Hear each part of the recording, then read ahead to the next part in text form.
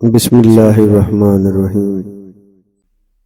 تم کسی کا کچھ مت بگاڑو، اللہ تمہارا کچھ بگڑنے نہیں دے گا۔ صبر رکھو، ہر چیز آسان ہونے سے پہلے مشکل ہوتی ہے۔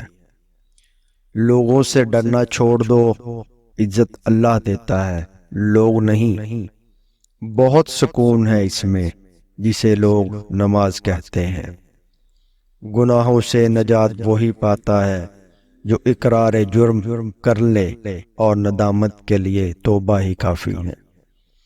جب بھی دعا مانگو اپنی اوقات دیکھ کر نہیں بلکہ اپنے رب کی شان دیکھ کر مانگو۔ چن لے مجھے بھی اپنے سجدہ کرنے والوں میں اللہ، کب تک بھاگتا رہوں گا تجھ سے تیری ہی دنیا میں۔ تہجد اللہ پاک کی لاڈلی عبادت ہے، سوچو تہجد گزار اللہ پاک کا کتنا لاڈلا ہوگا۔ رب وہاں سے دروازے کھولتا ہے جہاں سے گماں بھی نہیں ہوتا۔ صرف احساس ندامت، ایک سجدہ اور چشمہ تر، اے خدا کتنا آسان ہے منانا تجھ کو۔ میں نے کہا تھک چکا ہوں، جواب آیا خدا کی رحمت سے نا امید نہ ہو۔ شوق کلام لے گیا موسیٰ کو طور پر، میں کتنا بد نصیب ہوں مسجد نہ جا سکا۔ اللہ تعالیٰ کی رحمت کی نشانی یہ ہے کہ انسان کو اپنے عیب نظر آنے شروع ہو جاتے ہیں۔ یقین ایسا ہو کہ سامنے سمندر ہو اور تم کہو نہیں میرا رب راستہ بنائے گا۔ جن کا بھروسہ اللہ ہو ان کی منزل کامیابی ہے۔ جنہیں یقین ہو مقدر لکھنے والے پہ، وہ انجام سے گھبرایا نہیں کرتے۔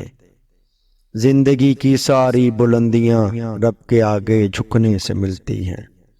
جب وضو کرنا مشکل لگ رہا ہو تو یہ سوچا کریں گناہ دھونے جا رہا ہوں۔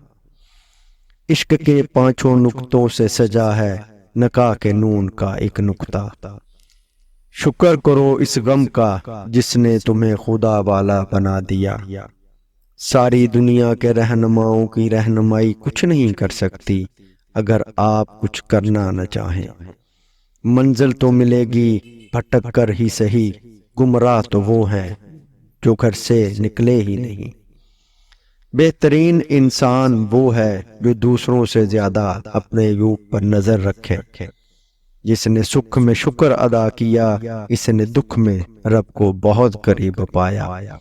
بھول جاؤ کہ تم کون ہو، بس یہ یاد رکھو کہ تمہارا رب کون ہے۔